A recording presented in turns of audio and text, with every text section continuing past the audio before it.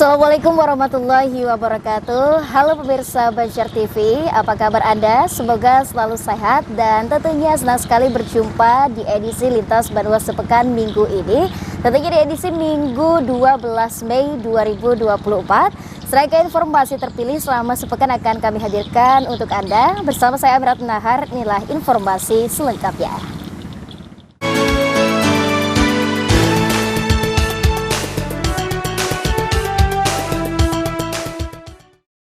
Ya pemirsa, mengawali jumpa kita di Lintas Banua Sepekan kali ini, peringatan Hari Kesiapsiagaan Bencana tahun 2024 digelar pemerintah Provinsi Kalsel melalui apel bersama yang dipimpin langsung Gubernur Kalsel Sabiridor di halaman kantor Gubernur Kalsel di Banjarbaru. Yang pada apel ini juga diwarnai dengan parade unit penanggulangan bencana dan penyerahan bantuan paket peralatan kebencanaan dari BNPB. Pemerintah Provinsi Kalimantan Selatan menggelar apel peringatan Hari Kesiapsiagaan Bencana tahun 2024 berlangsung di halaman kantor Gubernur Kalsel di Banjarbaru, Rabu 8 Mei 2024. Apel yang dipimpin langsung Gubernur Kalsel Sabiridor tersebut juga ditandai dengan parade unit penanggulangan bencana dari berbagai kabupaten kota di Kalsel. Dan disusul oleh mobil komunikasi satelit serta unit komando.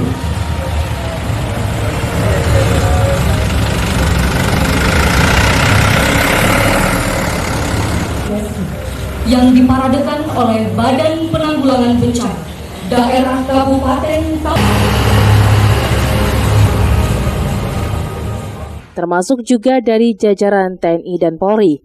Apel kesiapsiagaan bencana ini juga turut dihadiri ratusan peserta dari berbagai unsur, di antaranya dari TNI, Polri, BPBD Kabupaten Kota Sekalsel, Basarnas, relawan bencana, pelajar, dan mahasiswa.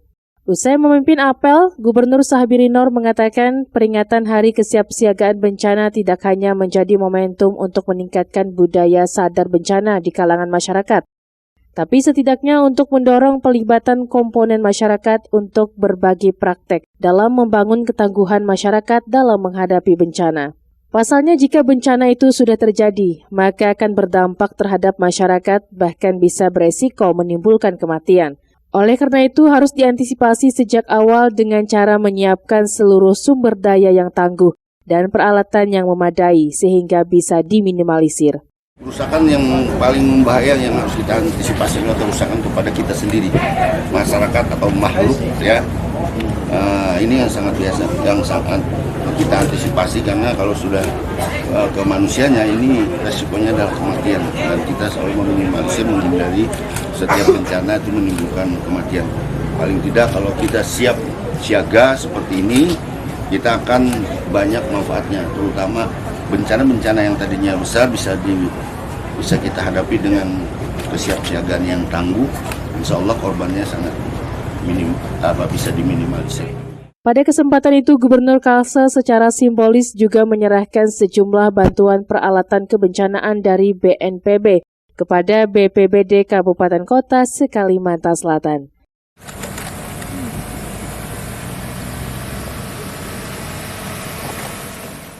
Muhail, Banjar TV. Informasi lainnya pemirsa, Gubernur bersama Polda Kalimantan Selatan memusnahkan barang bukti 10 kg lebih sabu-sabu.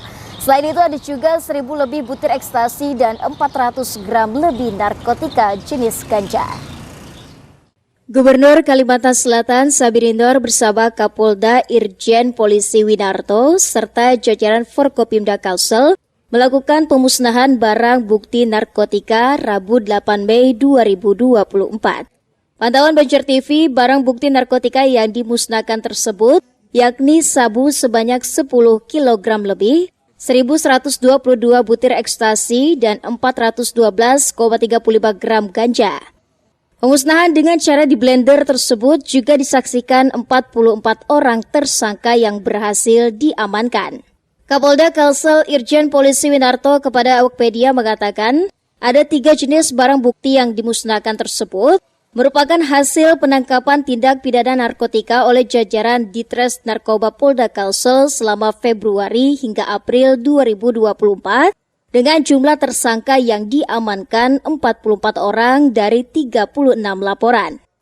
Melalui pemusnahan ini, Polda Kalsel berhasil menyelamatkan sebanyak 54.000 lebih jiwa dari penyalahgunaan narkoba. Yang berhasil kita amankan sebanyak 10,6 kg sabu, 1.122 butir ekstasi, 412,35 gram ganja. Sementara itu, Gubernur Sabirindor menyampaikan apresiasi dan penghargaan yang setinggi-tingginya kepada jajaran Polda Kalsel yang kembali berhasil mengungkap kejahatan narkoba di Banua. Paman juga berharap masyarakat bisa lebih aktif dan bersinergi dengan pihak berwenang dalam melawan peredaran dan penyalahgunaan narkoba di Banua. Kita sangat mendukung sekali atas kinerja yang dilakukan oleh Kepolisian Daerah Kalimantan Selatan, dan mudah-mudahan kinerja mereka terus bersemangat di lapangan, karena kita tahu bahwa penyalahgunaan narkoba di daerah kita sungguh sangat signifikan, dan kita harus menyiapkan generasi yang tangguh melawan penyalahgunaan narkoba. Gubernur juga mengajak apabila ada terindikasi atau mengetahui adanya penyalahgunaan narkoba lingkungan sekitar, agar dapat segera melaporkannya kepada pihak kepolisian. CD Banjar TV. Selanjutnya, pemirsa, Badan Pemeriksa Keuangan RI kembali memberikan opini wajar tanpa pengecualian ke-11 kalinya berturut-turut kepada pemerintah Provinsi Kalsel atas laporan hasil pemeriksaan laporan keuangan pemerintah daerah tahun anggaran 2023. Opini WTP diserahkan langsung oleh perwakilan Kepala BPK Provinsi Kalsel Rahmadi melalui rapat paripurna DPRD Kalsel. Pemerintah Provinsi Kalimantan Selatan kembali mendapatkan predikat wajar tanpa pengecualian WTP yang ke-11 kalinya berturut-turut oleh Badan Pemeriksa Keuangan Republik Indonesia atas laporan keuangan pemerintah daerah Provinsi Kalsel tahun anggaran 2023. Setidaknya hal itu disampaikan oleh Kepala Perwakilan BPK Provinsi Kalsel Rahmadi melalui rapat paripurna DPRD Provinsi Kalsel yang berlangsung di Gedung Rumah Banjar Senin 6 Mei 2024. Dalam laporannya, Rahmadi menyampaikan opini WTP ini merupakan yang ke-11 kalinya berturut-turut diperoleh Provinsi Kalsel atas prestasi akan menjadi momentum untuk lebih mendorong terciptanya akuntabilitas dan transparansi pengelolaan keuangan daerah sehingga menjadi kebanggaan bersama yang patut dipertahankan. Provinsi Kalimantan Selatan, maka BPK RI memberikan opini atau pendapat wajar tanpa pengecualian atas laporan keuangan pemerintah Provinsi Kalimantan Selatan tahun anggaran 2023. Dengan demikian, pemerintah Provinsi Kalimantan Selatan telah berhasil mempertahankan opini wajar tanpa pengecualian yang 11 kalinya sejak tahun 2013. Kendati memperoleh WTP, BPK RI masih memberikan sejumlah catatan permasalahan. Namun catatan tersebut tidak mempengaruhi hasil dari penilaian WTP tersebut. Wakil Gubernur Kalsel Haji Muhyiddin mengatakan apresiasi kepada jajaran pimpinan dan anggota DPRD Provinsi Kalsel yang sudah melaksanakan tugas fungsinya dengan baik khususnya dalam pengelolaan dan pengawasan keuangan daerah. Terkait adanya catatan dari BPK RI, Muhyiddin mengaku segera memperbaikinya bersama jajaran pemerintah Provinsi Kalsel dan DPRD Kalsel. Ada beberapa teman catatan itu akan kita perbaiki dalam 20 hari bersama DPRD. Jadi mudah-mudahan dalam 20 hari itu bisa kami memperbaiki untuk dilaporkan kembali kepada DPRD. Tapi itu tidak mempengaruhi daripada mendapatkan. Sementara itu, Ketua DPRD Provinsi Kalsel Haji Supian Haka mengatakan pencapaian ini adalah prestasi bersama karena kesuksesan eksekutif tidak terlepas dari kesuksesan legislatif, begitu pula sebaliknya. Dirinya juga berharap kerjasama yang baik ini akan selalu terjalin untuk kesuksesan pembangunan daerah dan kesejahteraan masyarakat di Banua. Ya, alhamdulillah ini adalah kinerja semuanya bisa, ya, termasuk SKPD seperti memang menggunakan sangat hati-hati. Begitu juga penilaian ini bukan penilaian yang dibacakan oleh pengamat. Jadi ini adalah penilaian dari pusat, BPKRI dari pusat. Jadi hanya yang dibacakan oleh perwakilan. Nah tadi mungkin ada catatan tadi yang sudah hal-hal biasalah catatan itu, tapi tidak mempengaruhi substansi yang disampaikan oleh beliau tadi. Terima kasih demikian. Muhail, Banjar TV. Ya Wirsa, sebanyak 308 peserta yang lolos seleksi administrasi pendaftaran panitia pemilihan kecamatan, pemilihan kepala daerah gubernur dan wakil gubernur, serta bupati dan wakil bupati 2024 mengikuti ujian CAT atau Computer Assisted Test berlangsung di SMK Negeri 1 Martapura. Kegiatan CAT seleksi calon anggota panitia pemilihan kecamatan Pilkada 2024 di SMK Negeri 1 Martapura dilaksanakan selama 2 hari dengan 2 sesi pembagian waktu. Tahapan ini merupakan tahapan kedua setelah peserta dinyatakan lolos verifikasi administrasi dengan total peserta pelaksanaan tes CAT sebanyak 308 peserta. Materi tes antara lain meliputi wawasan kebangsaan, kompetensi dasar, dan pengetahuan kepemiluan. Nilai tes CAT ditampilkan secara transparan sehingga peserta bisa tahu nilainya masing-masing. Usai tes CAT, para calon PPK akan mengikuti tes wawancara. Tes ini menjadi akhir dari rangkaian seleksi sebelum para PPK terpilih untuk 20 kecamatan di Kabupaten Banjar dilantik.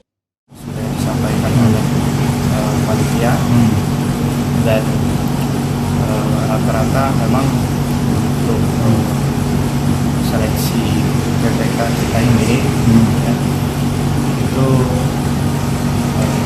sekitar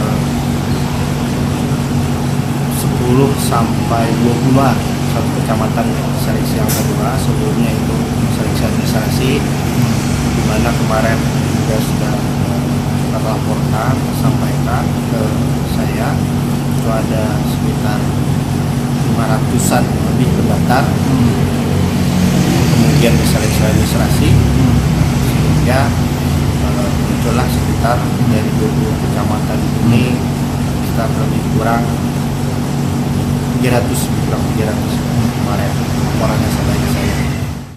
Sementara itu terkait PPK dari 3 kecamatan Sungai Pinang, Kertakanyar, dan Gambut yang masih bermasalah di persidangan, Komisioner Bawaslu Banjar Muhaimin menyatakan masih menunggu perkembangan proses di MK. Mengenai 3 kecamatan itu kan bertautan dengan proses PHPU sekarang ada di MK. Jadi kita lihat nanti bagaimana proses di MK tersebut. Yang jelas untuk prosedur penerimaan PPK ini kita kembalikan kepada mekanisme yang ada di KPU Banjar. Kami dari Bawaslu, tugas kita adalah untuk mengawasi, mencermati proses pelaksanaan ini sesuai dengan aturan. PPK yang terpilih nantinya akan bertugas pada pelaksanaan Pilkada serentak tahun 2024, di mana akan digelar pemilihan gubernur dan wakil gubernur Kalsel, serta bupati dan wakil bupati Banjar. Ahmad Ramadhani, Banjar TV. Ya, pemirsa, informasi berikutnya, sebanyak 202 peserta juga mengikuti tes rekrutmen panitia pemilihan kecamatan pemilihan kepala daerah tahun 2024 yang berlangsung di Aula Madrasah Aliyah Negeri 2 Kandangan. Sedikitnya ada 202 orang mengikuti seleksi tertulis metode CAT, calon anggota PPK di Kabupaten HSS, dilaksanakan selama 2 hari bertempat di Sekolah Man 2 Kandangan. Ketua KPU HSS Gus Riyadi menyatakan, kegiatan ini dilaksanakan sebagai syarat untuk menyeleksi calon anggota PPK untuk Pilkada tahun 2024 yang berasal dari 11 kecamatan dengan materi tes seputar pemilihan umum dan wawasan kebangsaan. Kami dari KPU Kabupaten Hulu Sungai Selatan, hari ini kami melaksanakan tes Badan Ad Hoc PPK yang terdiri dari 202 orang peserta. Dilaksanakan pada hari Senin kemarin, dan hari ini hari kedua dilaksanakannya tes Badan Ad Hoc PPK. Hari pertama kemarin itu ada beberapa kecamatan, diantaranya adalah Kecamatan Kandangan, Kecamatan Simpur, Kecamatan Angkinang, Telaga Langsat, dan Sungai Raya. Kemudian di hari kedua hari ini yaitu ada beberapa kecamatan Daha Selatan, Loksado, Kalumpang, Daha Utara, dan Daha Barat. Kemudian nantinya setelah selesai tes ini akan diumumkan dan akan berlanjut lagi kepada tes wawancara. Dilaksanakan nanti pada tanggal 11 sampai 13 Mei 2024. Setelah mengikuti seleksi tertulis CAT ini, akan diumumkan hasil yang masuk 10 besar untuk selanjutnya mengikuti tes wawancara yang akan dilaksanakan dari tanggal 11 Mei hingga 13 Mei mendatang di Aula KPU HSS. Abdiansa Kandangan melaporkan untuk Banjar TV. Pemirsa, usai jeda berikut ini kami hadirkan Gubernur Kalsel terima penghargaan dari Presiden RI. Informasi selengkapnya sesaat lagi.